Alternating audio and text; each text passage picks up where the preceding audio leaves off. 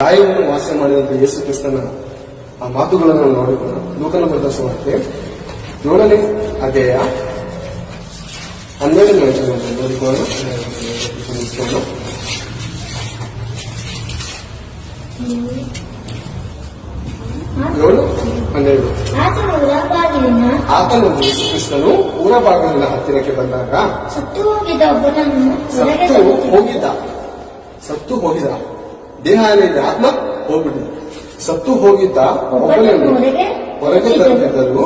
ಇವನು ತನ್ನ ತಾಯಿಗೆ ಒಬ್ಬನೇ ಮಗನು. ಆಕೆಯ ಗಂಡ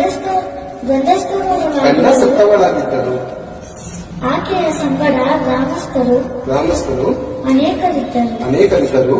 ಸ್ವಾಮಿ ಆಕೆಯನ್ನು ಕಂಡು ಕನಿಕರ ಸ್ವಾಮಿ ಆ ತಾಯಿ ಸತ್ತೋಗಿರುವಂತಹ ಮಗನು ಈ ಕಡೆ ಗಂಡನೇ ಇದ್ದಂತ ಒಬ್ಬ ಮಗನನ್ನು ನೋಡಿ ಏನ್ ಬರುತ್ತಂತೆ ದೇವ್ರಿಗೆ, ಸ್ವಾಮಿಗೆ ಕನಿಕರ ಬರ್ತಂತೆ.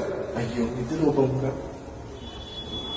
ಅಂದ್ರೆ ದೇವ್ರಿಗೆ ಶಕ್ತಿ ಇರುವ. ಯೇಸು ಸ್ವಾಮಿ ಗೊತ್ತಿರ್ತಾನೆ ನಾನು ನಿಮ್ಗೆ ಎದುರಿಸ್ತೀನಿ ಅಂತ, ಪವರ್ ಇತ್ತು, ಆತನ ಗೊತ್ತಲ್ಲ ನನ್ನ ಪವರ್ ಎಷ್ಟೈತೆ ಅಂತ.